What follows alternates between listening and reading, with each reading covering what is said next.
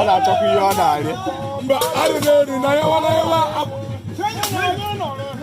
Ya nkwụ, ya.